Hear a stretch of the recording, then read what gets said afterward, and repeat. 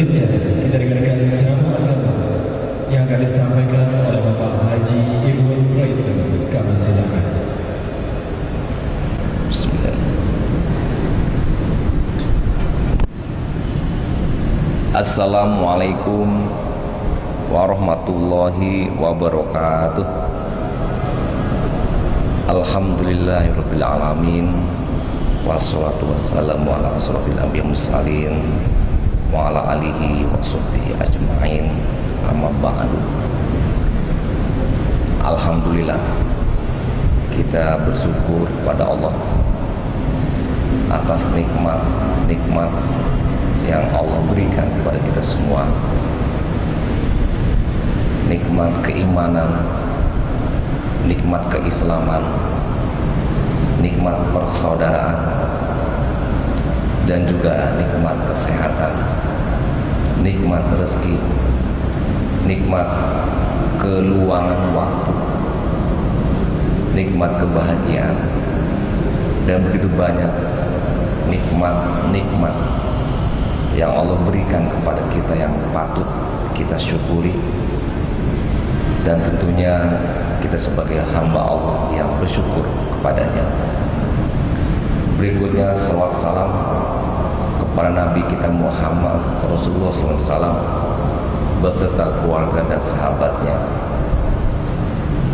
Dengan adanya Nabi Muhammad SAW, maka kita mendapatkan Islam yang terang, Islam yang jelas, dan dijadikan sebagai rujukan bagi kehidupan kita sehari-hari. Jemaah masjid yang berbahagia, hari ini kita akan menyampaikan pengajian yang berjudul Mahabbatullah. Artinya adalah mencintai Allah. Tentu kata-kata cinta tidak hanya kita sampaikan kepada istri, suami, anak-anak, atau orang yang dicintai, tapi kecintaan juga yang hakiki, yang seyogianya harus kita utamakan, yaitu kepada Allah Subhanahu wa Ta'ala. Bukan berarti kita tidak boleh mencintai manusia. Bukan pula kita tidak boleh mencintai harta benda. Dan juga kita bukan tidak boleh mencintai kendaraan atau sesuatu yang kita miliki. Semuanya boleh, tetapi tetap mencintai Allah di atas segalanya. Mungkin dalam kehidupan kita terkadang cinta itu hanya kata-kata yang disampaikan, diwujudkan kepada istri, suami, anak-anak kita. Mungkin tidak terfikir dalam benak pikiran kita bahwasanya kita pun perlu mencintai Allah. Memang Allah tidak berbentuk sehingga kita tidak bisa bagaimana seperti hanya kita mencintai suami, istri, dan anak. Tapi tentu wujud kita mencintai Allah itu bukan berarti seperti hanya kita memberi uang kepada istri, kepada anak, tanda cinta. Tapi kepada Allah tentu mengerjakan perintahnya, meninggalkan larangannya. Itu wujud cinta kepada Allah. Kalaulah kita kepada Sang Kekasih selalu ingat kepadanya, berpisah satu hari ingat kepadanya, tidak ketemu 3 hari semakin ingat kepadanya, bahkan sampai seminggu, sebulan lebih ingat lagi kepada kekasih. Kepada Allah pun demikian. Kita disuruh mengingatnya. Dalam surat 8 ayat 2 disebutkan, innamal mu'minuna alladzina idza dzukirallahu wajilat qulubuhum wa idza tuliyat 'alaihim ayatuhu zadatuhum imanan wa 'ala rabbihim yatawakkalun. Orang-orang yang beriman, yaitu orang yang selalu ingat kepada Allah dan bergetar hatinya. Dan kalau diperlihatkan ayat-ayat Allah, bertambah iman, bergetar. Itu tanda cinta kita kepada Allah. Sholat 5 kali sehari yang wajib, itu bukti bahwa kita mencintai Allah. Membaca Al-Quran sebagai firman Allah, atau mungkin ada yang menyebutnya surat cinta Allah kepada kita, yaitu Al-Quran. Kita baca juga tanda kita mencintai Allah. Ingat Allah, zikrullah, qiyama wa qu'udan ala junubihim, berdiri, duduk, berbaring, ingat kepada Allah setiap saat, setiap waktu, juga tanda cinta kepada Allah. Beberapa yang saya contohkan barusan, bisa kita simpulkan bahwa kita itu juga harus mencintai Allah. Mungkin kadang-kadang kata-kata mencintai Allah tidak masuk di dalam pikiran manusia, tidak masuk dalam pikiran kita, karena konotasi cinta yang dimaksudnya adalah hanya kepada orang manusia dan kepada benda saja, sehingga tidak terfikir sedikit pun bagaimana mencintai Allah. Ditanya Allah itu ada jawabnya, tapi dia tidak mengekspresikan. Sholatnya adalah tanda cinta pada Allah, tidak mengekspresikan. Baca Qur'annya ada cinta pada Allah, tidak pula mengekspresikan. Zikrullah juga cinta pada Allah. Jadi untuk awal dari pengajian ini saya ingin menekankan bahwasanya kata-kata mencintai Allah itu ada, harus dan wajib, perlu kita utamakan dibandingkan cinta-cinta kita kepada yang lain. Ada, masukkan, tanamkan dalam diri kita kecintaan kita kepada Allah. Tapi tentu wujudnya bukan seperti hanya kita mencintai anak istri, berdua-duaan dengan istri, memberi sesuatu nafkah tanda cinta, saling tolong menolong tanda cinta dan sebagainya. Tapi kepada Allah, Allah tidak butuh pertolongan kita, Allah tidak butuh bantuan kita. Justru kita butuh bantuan dan pertolongan Allah. Dan juga tentunya kita mengharapkan keriduan Allah Subhanahu wa taala. Jemaah yang berbahagia, maka mulai saat ini kita tanamkan bahwa kita itu mencintai Allah. Allah itu ada, yang menghidupkan kita, mematikan kita, memberikan rezeki pada kita, memberikan kebahagiaan kepada kita, memberikan jodoh pada anak-anak kita. Allah semuanya.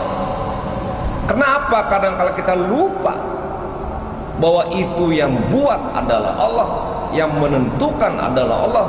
Bukti lupanya adalah sepertinya urusan-urusan itu urusan kita yang menentukan, sehingga terjadilah stres, frustrasi, depresi, kecewa, marah dan sebagainya. Padahal tidak perlu dia marah, kecewa, stres, frustrasi, depresi, karena itu Allah yang menentukan. Kenapa kita stres nggak dapat pekerjaan? Karena rezeki itu Allah yang menentukan. Yang disuruh kita usaha, Itu kalau tanda kita cinta kepada Allah, selalu ingat kepadanya dimanapun saatnya, kapanpun waktunya. Kita ingat kepada Allah, maka jiwa kita tenang. Ala bizikrillah tatma'innul qulub. Waladina amanu wa nusratu balam wa husnul ma'ab. Ingatlah, dengan ingat pada Allah, tenang jiwa kita, tentram jiwa kita, cinta kepada Allah. Bapak Ibu yang kita hormati, dalam surat yang tadi dibacakan, tapi mungkin sebelumnya juga kita ingin sampaikan ada sebuah hadis riwayat Abu Daud dari Abu Umamah. Rasulullah SAW bersabda, barang siapa yang mencintai karena Allah dan juga membenci sesuatu karena Allah, memberi karena Allah, maka sungguh telah sempurna imannya. Jadi Bapak Ibu, kecintaan itu juga berkaitan dengan keimanan. Cinta yang tinggi kepada Allah, imannya pun tinggi. Cinta yang rendah kepada Allah, imannya pun rendah. Coba Bapak Ibu, kalau kita sudah mencintai seseorang, pastilah kita mempercayai apapun yang disampaikan oleh yang dicintai. Tidak mungkin kita tidak percaya. Istri yang kita cintai, tentu apapun yang diungkapkan oleh istri pasti kita percaya benar, karena kita mencintainya. Tidak mungkin dia membohongi sang kekasihnya. Berarti kita percaya. Begitu pula kita percaya kepada Allah, yaitu iman kepada Allah. Apapun yang Allah sebutkan dalam Al-Quran, tidak ada satupun ayat-ayat dalam Al-Quran yang sesat, yang salah, yang perlu kita tip-ek karena sudah tidak berlaku. Tidak ada. Benar, dan semuanya baik untuk kita, dan semuanya sesuatu yang hak, secara rasional pun bisa kita pikirkan, dan semuanya itu jadikan rujukan buat kita. Wa min ayati an khalaqalakum min anfusikum azwajan, dipasangkan laki dan wanita. Ada ikatan cinta, itu fitrah. Betul, Allah berikan rasa cinta itu kepada wanita. Kemudian juga selain minan nisa wal banina, kepada anak kita. Siapa yang tidak cinta pada anak? Silakan tanya kepada diri kita. Kepada cucu juga adalah anak. Diberikan kecenderungan itu. Kemudian juga kepada harta benda yang menumpuk. Harta-harta disebutkan di sini, ada emas, ada perak, ada juga kuda,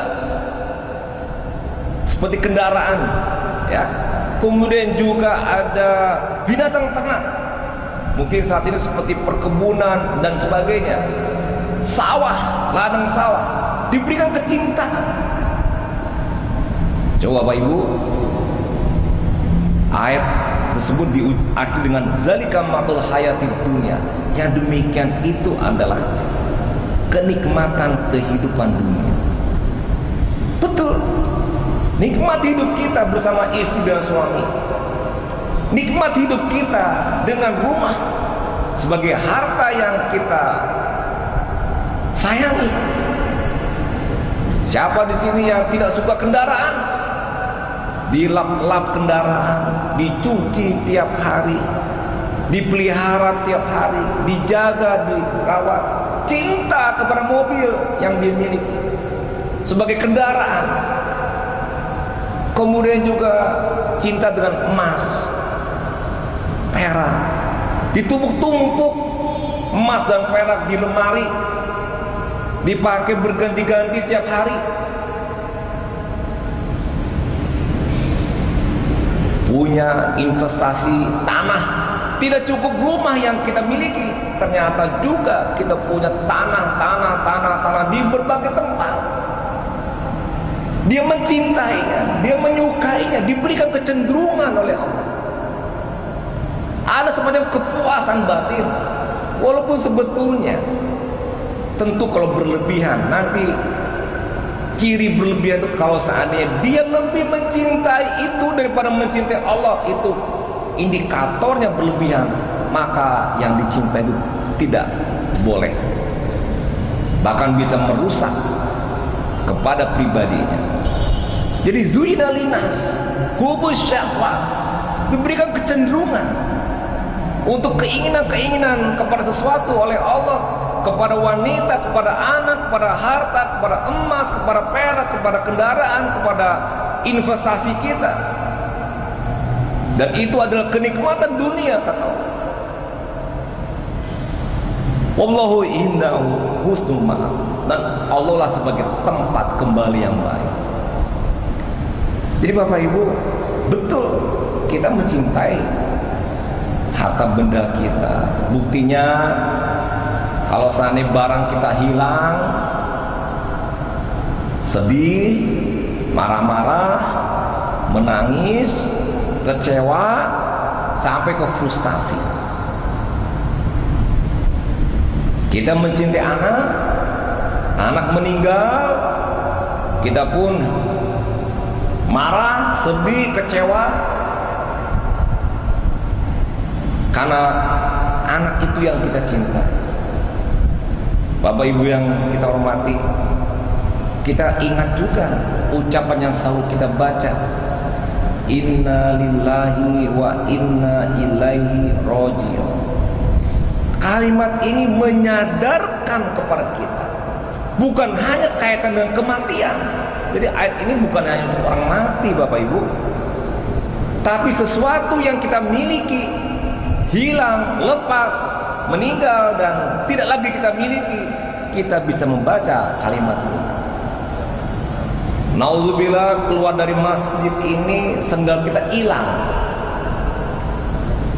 padahal sendal kita itu baru kita beli, harganya mahal lagi, uang yang untuk membeli dari hasil tabungan lagi. Waduh, kecewa berat. Lihat sendal tidak ada, kiri kanan lihat pun tidak ada, semakin marah, kecewa. Sampai di rumah, istri menyapa, dimarahi istri. Buka pintu, pintu dibanting. Kucing mendekat, ditendang kucingnya. Coba Bapak Ibu, dia lupa bahwasanya sendal itu bukan milik dia. Tidak ada yang kita miliki di muka bumi. Istri kita, suami kita, anak kita milik Allah semuanya. Kita diberikan amanah untuk memelihara. Bahkan tubuh kita juga milik Allah. Allah yang akan mengambil suatu saat. Jiwa kita pun milik Allah. Allah pun yang akan ambil. Baju kita, harta, mobil, dan semua harta kita milik Allah semuanya, bukan milik kita. Siapa yang bilang milik kita? Tidak ada satupun dalil harta-harta yang kita dapati, yang kita perolehi, yang kita pakai itu milik kita, tidak ada. Oleh karena itu konsepnya adalah harta-harta tersebut adalah rezeki. Rezeki itu dari mana datang? Ayat Al-Quran, hadis Nabi begitu banyak menyebutkan dari Allah rezeki. Yarzuqhum min haitsu la yahtasib. Ialah Allah yang memberikan rezeki dari arah yang tidak diduga-duga. Allah khalaqakum summa razaqakum summa yumitukum summa yuhyikum. Allah juga yang memberikan rezeki. Banyak. Rezeki-rezeki itulah yang kemudian kita pakai, kita gunakan, jadikan tempat tinggal, jadikan kendaraan dan sebagainya. Ketika diambil oleh Allah, hilang motor kita, hilang mobil kita. Padahal motor itu kita cintai, mobil itu kita cintai. Kembalikan kepada Allah. Allah yang punya. Bersabarlah kita. Insya Allah kita tenang, tidak kecewa, tidak marah, dan tidak stres. Itu meletakkan kecintaan kita lebih kepada Allah. Oleh karena itu kekekalan cinta tidak ada kepada makhluk kecuali hanya kepada Allah saja. Pada makhluk sementara. Kita dengan keluarga, dengan anak, dengan istri dan suami, berapa lama kita bisa bersama-sama? Suatu saat mungkin siapa dulu yang dipanggil oleh Allah, Tentu kecintaan kita kepada makhluk itu ada batasnya, di bawah kecintaan kita kepada Allah Subhanahu wa taala. Kalau kita cinta pada Allah diucapkan inna lillahi wa inna ilaihi rajiun, selesai. Sadar, sabar, tenang. Oh, Allah telah mengambilnya, yang dimilikinya, yang kita pakai selama ini. Selesai. Coba yang tadi sendal hilang, marah-marah, membanting pintu, isi dimarahi segala macam. Apakah dengan cara marah-marah itu sendal bakal kembali? Apakah dengan cara marah-marah dan kecewa itu sendal akan ditemukan? Tidak. Kalau tidak, ngapain dia nyusahin diri? Ngapain dia marah-marah? Kenapa tidak disebut saja ketika hilang? Sudah selesai. Alah, sampai siku umur sendal juambo diambil oleh Allah kepada yang lain, selesai. Oh, dah pakai teropa, dah jalan kaki sih, dah ke rumah atau naik auto awak. Big bisa apa? Balik cewek. Oh, dah dupiti balik murah, selesai. Hidup ini mudah. Kembalikan semua kepada kenapa kita pikirin sampai malam pun tidur nggak bisa, mikirin sendal hilang, motor hilang, mobil hilang. Besok pagi makan gak enak, kerja gak enak, mikirin yang hilang. Itu yang tadi saya katakan berulang-ulang.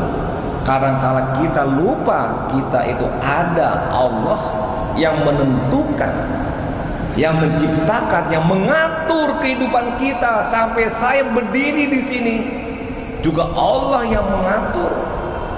Kita hanya bisa berencana, berupaya dan berdoa.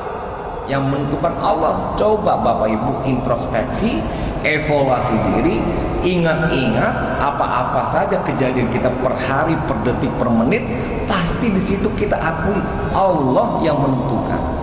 Ada saja yang membuat jadwal berubah, keadaan berubah dan sebagainya, tidak kita rencanakan, tidak kita program. Oleh karena itu biasakan juga ucapan insya Allah. Apa tuh insya Allah? Semoga Allah menghendaki. Wa ma tasyauna illa ayasya Allah. Segala sesuatu yang terjadi pada kita itu Allah lah yang menghendaki. Jadi bukan kata insya Allah. Ada orang yang mengartikan insya Allah itu kalau bisa. Ya kalau bisa insya Allah ya. Insya Allah itu artinya kalau bisa. Artinya itu nggak bisa. Gitu. Jadi kalau ada yang menyebut bikumam tiboyo insya Allah itu tahu tidak bisa tuh. Salah itu. Itu jika Allah menghendaki insya Allah saya akan datang. Kenapa? Karena belum tentu. Siapa tahu ada apa-apa dalam jadwal jam tertentu yang dimaksud. Nah, Bapak Ibu yang kita hormati, jadi Allah telah memberikan kecenderungan kecintaan itu pada diri kita dan kita pun alami dalam kehidupan kita. Dan itu juga disebutkan oleh Allah sebagai kenikmatan dunia. Kita alami juga itu sebagai kenikmatan dunia. Berarti boleh, karena itu fitrah. Dan itu sesuatu yang Allah berikan kecenderungan kepada kita. Tetapi dalam ayat ini pun juga diingatkan bahwa tempat kembali itu Allah yang baik. Artinya bahwa kecintaan, kecenderungan, keinginan kita kepada wanita, kepada anak, kepada harta, kepada emas, kepada perak, kepada perniagaan, kepada investasi, pada rumah dan sebagainya, itu tetap di bawah kecintaan kepada Allah dan tetap dalam rangka karena Allah, bukan karena sesuatu. Kalau karena sesuatu, maka sesuatunya yang dia dapat. Karena Allah yang tidak dapat, maka dia tidak mendapatkan yang banyak. Ada peristiwa sahabat Nabi pergi hijrah dari Mekah ke Madinah. Dia hijrahnya karena ingin bersama dengan kekasihnya. Setelah hijrah, yang dia dapat memang hanya kekasihnya saja. Seyogianya yang betul dia hijrah karena Allah. Kalau hijrah karena Allah, kekasih dapat, yang lain pun dapat. Mau dapat 1, mau dapat 10. Kalau karena Allah kita berniat mencintai dan sebagainya, berbuat dan sebagainya, memberi dan sebagainya, dapatnya bisa 10, bisa ratusan dan seterusnya. Tapi kalau karena si A, maka A saja yang dapat. Karena sesuatu saja yang dapat. Ngapain kerja? Cari duit.